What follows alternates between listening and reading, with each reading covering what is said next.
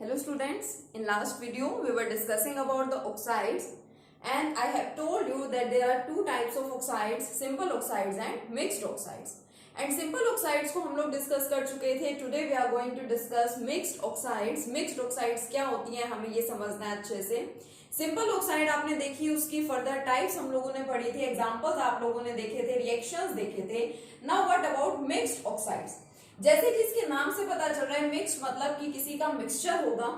अब जब दो या दो से ज्यादा सिंपल ऑक्साइड्स को हम लोग मिक्स करा देते हैं, कंबाइन करा देते हैं, तो उससे जिस ऑक्साइड की फॉर्मेशन होती है उन ऑक्साइड्स को हम लोग क्या बोलते हैं, मिक्स्ड ऑक्साइड्स. की सिंपल सी बात है, जब आप दो ऑक्साइड्स को कंबाइन कराएंगे तो जो बनने वाला है product that will also be the oxide, वो कोई कार्बोनेट या सल्फेट तो बन नहीं जाएगा. दो ऑक्साइड्स का आप कॉम्बिनेशन कराएंगे तो ऑक्साइड की ही फॉर्मेशन होती है. तो वही बात यहाँ पे है कि जब आप दो सिंपल ऑक्साइड्स का कॉम्बिनेशन करा देते हैं तो जो नई टाइप की ऑक्साइड बनती है, that new oxide is known as the mixed oxides, क्योंकि वो दो सिंपल ऑक्साइड्स के मिक्सचर से बनी हुई होती है. सबसे सिंपलेस्ट, सबसे कॉमन एग्जांपल क्या होता है मिक्स्ड ऑक्साइड का, Pb3O4. Pb3O4 लेड की ऑक्साइड है, आपको देख के पता चल रहा है it is lead oxide and इसका नेम क्या है, रेड लेड. Pb3O4 को हम लोग क्या बोलते हैं, रेड लेड बोलते हैं. It is produced by the combination of two simple oxides. ये वाली जो ऑक्साइड है it is a mixed oxide and it is produced by the combination of two simple oxides. और जिन सिंपल ऑक्साइड्स के combination से आपकी ये ऑक्साइड रेड लेड बनी है वो ऑक्साइड्स कौन कौन सी हैं, एक है आपकी PbO simple lead oxide and PbO2 lead dioxide. इन दोनों के कॉम्बिनेशन से जो ऑक्साइड बनेगी that is known as the mixed oxide and वो मिक्स्ड ऑक्साइड कौन सी है, रेड लेड है. एक्चुअल में यहाँ पे कॉम्बिनेशन किस तरह से होता है, एक आपके पास होती है lead dioxide and 2 moles of lead oxide combine होकर के क्या बना देते हैं, रेड लेड. कैसे, 2 lead atoms and 1 lead atom, 3 lead हो गए यानी Pb3 and 4 oxygen, 2 oxygen and 4 oxygen. तो it is the example of the mixed oxide. तो ये हमारी ऑक्साइड्स हो गई यहाँ पे, simple oxides and mixed oxides. इसी तरह की और भी काफी ऑक्साइड्स होती हैं, लाइक आयरन ऑक्साइड की बात कर सकते हैं. ये जो आपकी ये वाली आयरन ऑक्साइड होती है it is also a mixed oxide. ठीक है, इस तरह से आप लोग इसके एग्जाम्पल्स देख सकते हैं. अब मिक्स्ड ऑक्साइड्स की फर्दर और कोई क्लासिफिकेशन नहीं होती. जैसे हम लोगों ने सिंपल ऑक्साइड्स को 4 डिफरेंट पार्ट्स के अंदर डिवाइड किया था, acidic oxides, basic oxides, amphoteric oxides and neutral oxides. इसी तरह से जो आपकी मिक्स्ड ऑक्साइड्स हैं, ठीक है, लेकिन जो आपकी मिक्स्ड ऑक्साइड्स हैं इनका कोई फर्दर क्लासिफिकेशन नहीं होता है. अब ऑक्साइड्स के केस में हम लोग जनरल ट्रेंड्स की जरूर बात करते हैं. Now what about the general trends. Trends का मतलब कि जो आप पीरियोडिक टेबल के अंदर ट्रेंड देखते हैं कि on moving from left to right in the period और इन द पीरियोडिक टेबल आप बोल सकते हैं, या on moving top to down in a group, एक ग्रुप की बात करें या एक पीरियड की बात करें, तो इन ऑक्साइड्स की नेचर कैसी होती है, इन ऑक्साइड्स की नेचर में क्या ट्रेंड है. क्या लेफ्ट टू राइट आप पीरियड में मूव करेंगे तो एसिडिक नेचर बढ़ेगा या एसिडिक नेचर घटेगा. टॉप टू बॉटम आप एक ग्रुप में मूव करेंगे तो क्या एसिडिक नेचर बढ़ेगा या एसिडिक नेचर घटेगा. एसिडिक मैं बोल रही हूं, आप इसी तरह से बेसिक नेचर भी प्रिडिक्ट कर सकते हैं. तो सिंपल सी बात है, आप लोग जानते हैं लेफ्ट टू राइट, ठीक है, हम लोगों के पास टोटल 18 ग्रुप्स हैं हमारे मॉडर्न पीरियोडिक टेबल के अंदर and we have 7 periods. On moving down the group हमें पता है कि एक पर्टिकुलर ग्रुप का जो लास्ट वाला मेंबर होता है that will have the higher size. किसी भी ग्रुप के अंदर जो लास्ट वाला मेंबर होता है उसका साइज कंप्लीट ग्रुप के सभी मेंबर से क्या होता है, सबसे बड़ा होता है. एक पर्टिकुलर ग्रुप के लास्ट वाले मेंबर की बात कर रही हूं. अब अगर बहुत बड़ा साइज कहीं पे प्रेजेंट होता है यानी कि the force of attraction between nucleus and outermost shell electron is not strong. जो फोर्स ऑफ अट्रैक्शन हो रहे हैं वहां पे न्यूक्लियस के बीच में और आउटरमोस्ट शेल के इलेक्ट्रॉन में, वो फोर्स ऑफ अट्रैक्शन इतना ज्यादा नहीं होता क्योंकि साइज बड़ा है. न्यूक्लियस में और आउटरमोस्ट शेल के इलेक्ट्रॉन्स में डिस्टेंस बहुत ज्यादा आ जाता है, उस वजह से प्रॉपर अट्रैक्शन वहां पे नहीं होता हो पाती है. तो इस तरह के केसेस में क्या होता है, जो आपका ये एटम है जिसका साइज बहुत बड़ा था वो इलेक्ट्रॉन गेन तो कर नहीं पाता, वो क्या करेगा, वो इलेक्ट्रॉन का लॉस इजीली कर देता है. इसलिए हम लोग बोलते हैं कि जो लास्ट वाला मेंबर होता है पर्टिकुलर ग्रुप का it is generally metallic in nature. अभी हम लोगों ने 15 एंड 16 ग्रुप भी डिस्कस किए हैं, उसमें भी हम लोग यही देख रहे थे कि जो लास्ट वाले मेंबर है वो क्या है, टिपिकल मेटालिक है. मेटल्स की जो ऑक्साइड्स होती हैं, ठीक है, यहाँ हम लोग बोले metallic oxides, metallic oxides are basic in nature, ये चीज भी हम पढ़ के आए हैं, and non metallic oxides are acidic in nature. तो टॉप टू बॉटम अगर हम लोग एक ग्रुप में मूव करेंगे तो मेटालिक नेचर बढ़ेगा, एंड मेटालिक नेचर बढ़ेगा तो ऑक्साइड्स कैसी होंगी, बेसिक होती जाएंगी। तो हम लोग क्या बोल सकते हैं, on moving down the group, कि अगर हम लोग एक पर्टिकुलर ग्रुप की बात करें, on moving down the group the basic nature बोल सकते हैं, the basic nature of oxides increases, या तो बोल लीजिए कि ऑक्साइड्स का बेसिक नेचर इंक्रीज होगा, या फिर बोल लीजिए the acidic nature of the oxides decreases, कि उनका एसिडिक नेचर घटता जाएगा और बेसिक नेचर क्या होता जाएगा, बढ़ता जाएगा। अगर बात करें पीरियड की, तो आपको पता है कि राइट साइड के अंदर, राइट साइड में जिस तरह से आप मूव करते जाएंगे तो इलेक्ट्रोनेगेटिविटी इंक्रीज होती जाती है। इलेक्ट्रोनेगेटिविटी इंक्रीज होने का मतलब जो इलेक्ट्रॉन है उसका एडिशन भी इजी हो जाता है, गेन ऑफ इलेक्ट्रॉन इजी होगा वहां पे, तो यानी आपका सब्सटेंस किस तरह से एक्ट करेगा, as a non metal. So on moving left to right in a periodic table, the non-metallic character increases, ठीक है, पर्टिकुलर एटम की अगर हम लोग बात करें, पर्टिकुलर पीरियड की हम लोग बात कर रहे हैं, तो जो नॉन मेटालिक कैरेक्टर है वो क्या होता जाएगा, इंक्रीज होता जाएगा। एक पर्टिकुलर एग्जांपल देखिए ग्रुप का, एक पीरियड का, सपोज वी हैव लिथियम, ठीक है, ये वाला जो पीरियड है इसको ध्यान रखते हैं। एक पीरियड आपको याद करने के लिए बोल भी रखा है, तो चाहे आप सोडियम वाला लिख लीजिए चाहे लिथियम वाला लिख लीजिए, कुछ फर्क नहीं पड़ता, ठीक है, मैं यहाँ लिख देती हूँ। सपोज वी हैव लिथियम, उसके बाद क्या आएगा, बेरिलियम, बोरोन, कार्बन, नाइट्रोजन, ठीक है, उसके बाद ऑक्सीजन, फ्लोरीन, नियोन, इस तरह से आपने यहाँ पे एलिमेंट्स लिख दिए। एटॉमिक नंबर देख लीजिए, कंटिन्यूटी में है 3, 4, 5, 6, 7, 8, 9 एंड 10। तो नोबल गैसेस का तो एक्सेप्शनल केस होता है, exceptional case means these are already stable. Noble gases तो क्या होती है, स्टेबल होती हैं ऑलरेडी, इसलिए वो ना तो इलेक्ट्रॉन का गेन करना पसंद करेंगी और ना ही इलेक्ट्रॉन का लॉस करना पसंद करेंगी।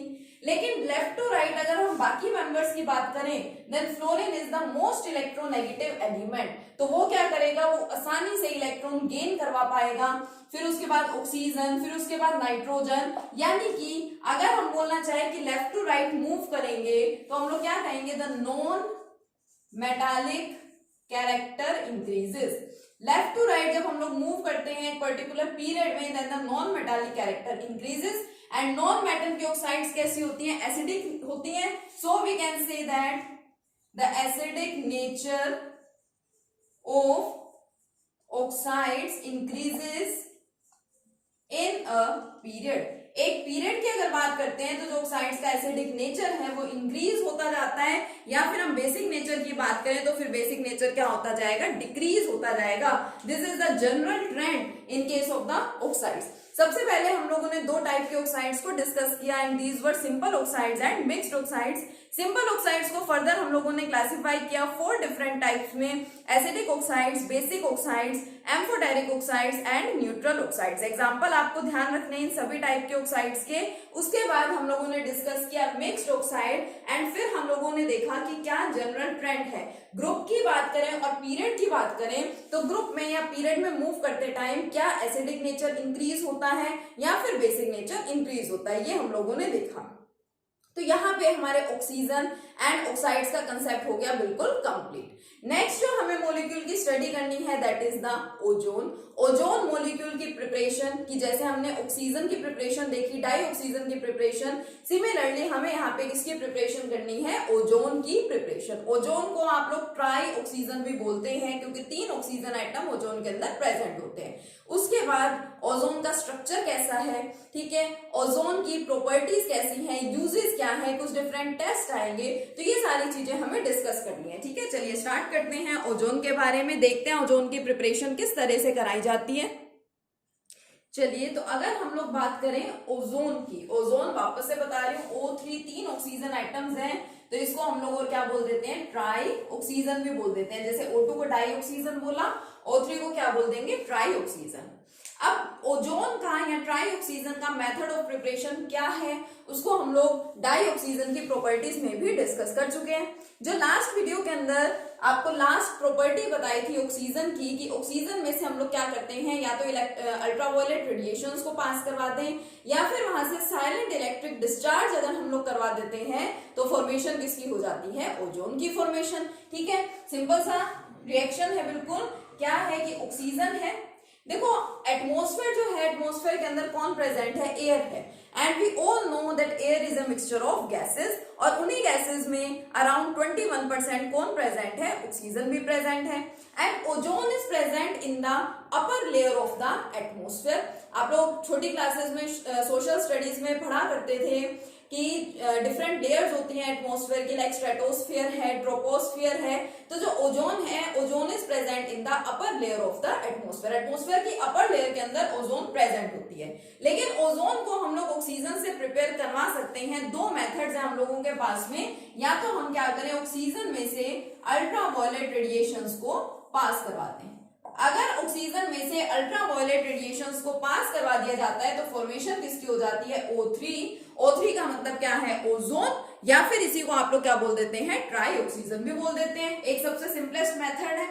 अब आपको पता है कि जो ओजोन है वो बहुत ज्यादा यूजफुल है। अगर मान लीजिए ओजोन प्रेजेंट ना हो तो सन से जो हार्मफुल रेडिएशन आती है, जो हार्मफुल अल्ट्रावायलेट रेडिएशन है, वो अर्थ पे पहुंचेगी और फिर ह्यूमन बींग्स के लिए, सभी लिविंग जितने भी लिविंग थिंग्स है, लिविंग बींग्स है, उनके लिए वो हार्मफुल होती है। You all know about it very well. तो आपको पता है कि अभी तो ओजोन लेयर का डिप्लीशन भी हो रहा है। डिप्लीशन के बारे में भी आप लोगों ने स्टडी किया था 11th क्लास में एनवायरमेंटल केमिस्ट्री के अंदर, जो कि लास्ट यूनिट थी। ठीक है, लाइक क्लोरोफ्लोरोकार्बन्स है, नाइट्रिक ऑक्साइड है, these all are responsible for the depletion of the ozone layer. Anyways की ओजोन लेयर जो है उसकी फॉर्मेशन हुई इस तरह से है कि ऑक्सीजन है, ऑक्सीजन में से अल्ट्रावायलेट रेडिएशंस को जब पास करा देते हैं तो ओजोन की फॉर्मेशन हो जाती है। This is the first method. And second method की अगर बात करें तो ऑक्सीजन में से हम लोग पास करा देते हैं साइलेंट इलेक्ट्रिक डिस्चार्ज। साइलेंट का मतलब यहां पे क्या है, स्पार्कलेस। ठीक है, लास्ट जब आपको प्रॉपर्टीज कराई थी उसमें भी ये लिखवाया था रिएक्शन। साइलेंट का मतलब ध्यान रखेंगे, साइलेंट मींस क्या होता है, स्पार्कलेस, कि वहां पे स्पार्क नहीं होना चाहिए, स्पार्किंग नहीं होनी चाहिए, तब फॉर्मेशन हो जाएगी वहां से ओजोन की। अब ओजोन की प्रिपरेशन जहां पे कराई जाती है कि ये वाला रिएक्शन आप पर्टिकुलरली यूज कर रहे हैं, ऑपरेटर्स होता है, एक डिवाइस होती है जिसके अंदर आप ये रिएक्शन करवाते हैं एंड ओजोन की फॉर्मेशन हो जाती है।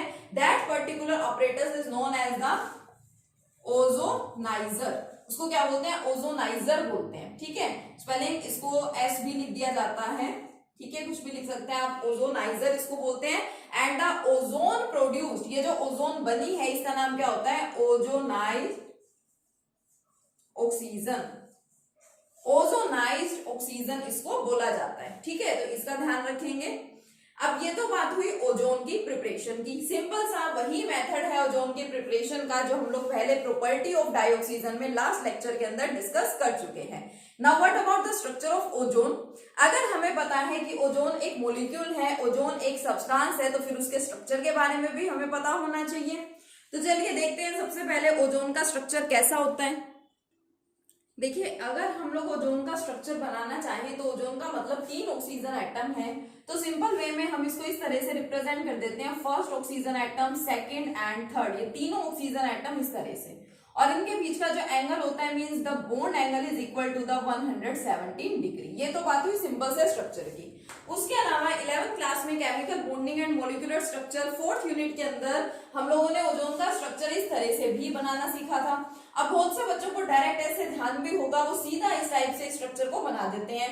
कुछ बच्चों को नहीं भी याद होगा, तो मैं एक बिल्कुल इजी तरीका बताती हूँ, बहुत इजी मेथड बताती हूँ आपको इस तरह के बॉन्ड बनाने का, कि हम लोग कैसे यहाँ पे बॉन्ड्स रिप्रेजेंट करें, कैसे यहाँ पे चार्जेस को रिप्रेजेंट किया जाएगा।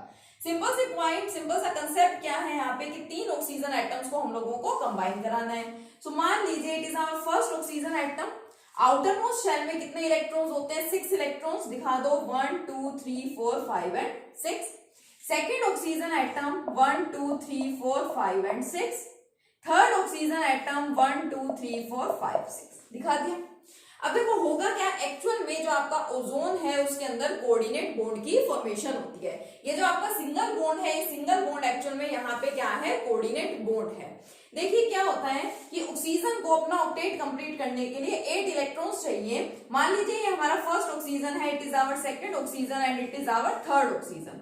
तो पहले वाले के पास 6 इलेक्ट्रॉन्स थे, इसने दूसरे वाले के 2 इलेक्ट्रॉन्स के साथ शेयरिंग की और यहाँ पे बॉन्ड बना लिया, तो इसका तो ऑक्टेट हो गया कंप्लीट, 2 4 6 एंड 8 डबल बॉन्ड बन गया। सेम हियर जो सेकंड ऑक्सीजन है 1 2 3 4 5 6 और इसके 2 इलेक्ट्रॉन से इसने शेयरिंग कर ली, तो इसका ऑक्टेट कंप्लीट हो गया। नाउ व्हाट अबाउट दिस, यहाँ पे इस ऑक्सीजन के पास तो सिर्फ 6 इलेक्ट्रॉन्स प्रेजेंट है आउटरमोस्ट शेल में, इसको 2 इलेक्ट्रॉन्स और चाहिए। अगर मान लो ये अपने 2 इलेक्ट्रॉन कंप्लीटली इसको दे देगा तो फिर इसका ऑक्टेट डिस्टर्ब हो जाएगा। तो ऐसे केसेस में आपको पता है कोऑर्डिनेट बॉन्ड्स की फॉर्मेशन होती है। क्यों? क्योंकि मान लीजिए ये फर्स्ट ऑक्सीजन या सेकंड ऑक्सीजन कोई भी कंसिडर कर सकते हैं, इन दोनों ऑक्सीजन एटम्स के पास 2-2 loan pair of electrons extra हैं। एक्स्ट्रा का मतलब कि वो जस्ट यहाँ पे रखे हुए हैं। अगर किसी और एटम को इन इलेक्ट्रॉन्स का यूज करना है तो ये इन इलेक्ट्रॉन्स का यूज करवा सकते हैं, इन इलेक्ट्रॉन्स की शेयरिंग करा सकते हैं। तो एक्चुअल में यहाँ पे यही होता है। ये देखो ये बॉन्ड तो बन गया 2 ऑक्सीजन एटम्स में। अब मान लीजिए कि ये वाले जो 2 ऑक्सीजन इलेक्ट्रॉन्स हैं, सपोज मैंने यहां रिप्रेजेंट किए और ये आपका थर्ड ऑक्सीजन एटम। अब कोऑर्डिनेट बॉन्ड यही तो होता है, इन दोनों ऑक्सीजन एटम्स के बीच में कोऑर्डिनेट बॉन्ड बनेगा। इसका मतलब कि ये वाला ऑक्सीजन अपना कुछ भी दे नहीं रहा है दूसरे को, लेकिन सिर्फ दूसरे वाले के इलेक्ट्रॉन्स को शेयर कर रहा है, और ये वाला एटम दूसरे से ले नहीं रहा है कुछ भी, जस्ट अपने इलेक्ट्रॉन्स इसको दे रहा है शेयरिंग के लिए। तो ये आपका कोऑर्डिनेट बॉन्ड होता है। ये अपने बॉन्ड यहाँ पे दिखा दिया, तीनों ऑक्सीजन आइटम्स इस तरह से अटैच हो जाएंगे। अब इसी स्ट्रक्चर को आपको इसके अंदर कन्वर्ट करना है। देखो मैंने सबसे पहले बना रखा है सेंट्रल एटम, ये मतलब जो बीच वाला है, ये ऑक्सीजन दिखा दिया, ये ऑक्सीजन एज इट इज लिखा। इसके ऊपर मुझे 2 इलेक्ट्रॉन पेयर यहाँ दिख रहे हैं, 2 इलेक्ट्रॉन दिख रहे हैं, सॉरी 1 इलेक्ट्रॉन पेयर दिख रहा है, तो मैंने यहाँ इलेक्ट्रॉन पेयर दिखा दिया। अब ये अपने इलेक्ट्रॉन्स इसको दे रहा है, इसका मतलब कि इसके पास थोड़ी सी इलेक्ट्रॉन्स की कमी है जो हमें रिप्रेजेंट करनी पड़ेगी, इसलिए इसके ऊपर क्या आ जाता है, पॉजिटिव चार्ज। यहाँ इसने डबल बॉन्ड बनाया है इस ऑक्सीजन के साथ, तो ये double bond and oxygen and 2 lone pair of electrons as it is. ये वाला आपका थर्ड ऑक्सीजन, यहाँ पे चाहे तो कोऑर्डिनेट बॉन्ड दिखा सकते हैं, सिंगल चाहे तो इस तरह से सिंगल भी दिखा सकते हैं, बट आपको पता होना चाहिए कि एक्चुअल में this bond is the coordinate bond. Oxygen है 2 4 6 इलेक्ट्रॉन्स, 2 4 6 आपने दिखा दिए, उसके अलावा भी इसके पास बॉन्ड बन रहा है, यानी कि एक्स्ट्रा इलेक्ट्रॉन है, तो आपने यहाँ पे दिखा दिया negative charge. So it is the structure of ozone. चाहे इस तरीके से लिख लें, चाहे इस तरीके से लिख लें, चाहे ऐसे समझ लें, ठीक है। इसके रेजोनेटिंग स्ट्रक्चर्स बनाना चाहे तो रेजोनेटिंग स्ट्रक्चर्स भी बना सकते हैं। सो it is the structure of the ozone. जब ओजोन का स्ट्रक्चर डिस्कस कर लेते हैं तो उसके बाद नेक्स्ट पॉइंट क्या आता है, ओजोन की प्रॉपर्टीज का। डिफरेंट टाइप की प्रॉपर्टीज हैं, फिजिकल प्रॉपर्टीज भी होती हैं और क्या है, केमिकल प्रॉपर्टीज भी हैं। चलिए डिस्कस करते हैं इनकी प्रॉपर्टीज। चलिए लेट्स स्टार्ट इट्स प्रॉपर्टीज। इसकी प्रॉपर्टीज देखते हैं। सबसे पहले तो क्या बात आती है, अगर इसकी फिजिकल प्रॉपर्टीज की बात करें तो ozone is a pale blue gas, ठीक है। ओजोन क्या है, एक पेल ब्लू कलर की गैस है with a strong characteristic smell. इसकी जो स्मेल है एक स्ट्रॉन्ग स्मेल होती है, with a strong characteristic smell, ठीक है। So it is a pale blue gas with a strong characteristic smell. इसकी डेंसिटी की बात देखें तो it is heavy than air, air से हैवी होती है, अप्रोक्स 1.67 टाइम्स हैवी है एयर से, ठीक है। इसकी सोल्यूबिलिटी की बात करें अगर तो it is slightly soluble in water. Ozone is slightly soluble in water, लेकिन हाँ अगर ऑर्गेनिक सॉल्वेंट्स में इसकी सोल्यूबिलिटी की बात करें तो ऑर्गेनिक सॉल्वेंट्स में ओजोन की सोल्यूबिलिटी काफी अच्छी होती है। नेक्स्ट बात करें ऑक्सीजन के केस में, मैंने आपको बताया था oxygen is paramagnetic in nature whereas ozone is diamagnetic in nature. Ozone कैसी है, ozone is diamagnetic in nature. तो ये सिंपल सी आ जाती है इसकी physical properties. All these are the physical properties of the ozone. अगर बात करें इसकी केमिकल प्रॉपर्टीज की, now what are the chemical properties of ozone? सबसे पहले सबसे सिंपलेस्ट प्रॉपर्टी हम लोग क्या पढ़ते हैं, इसका एक्शन ऑफ लिटमस। लिटमस पे ये किस तरह का एक्शन, किस तरह का बिहेवियर शो करती है? So it is neutral to the litmus. Litmus पे ये क्या है, न्यूट्रल है, कोई भी पर्टिकुलर टाइप का बिहेवियर ये शो नहीं करती, it is neutral on litmus. Second बात करें अगर इसके डीकंपोजिशन की, अगर बात करें इसके डीकंपोजिशन की, तो जो ओजोन है, ओजोन डिकम्पोज हो जाती है ऑक्सीजन के अंदर, ठीक है। अब देखो जैसे ऑक्सीजन से ओजोन की फॉर्मेशन होती है, तो जब आप ओजोन का डीकंपोजिशन कराएंगे तो फॉर्मेशन किसकी होगी, ऑक्सीजन की होगी।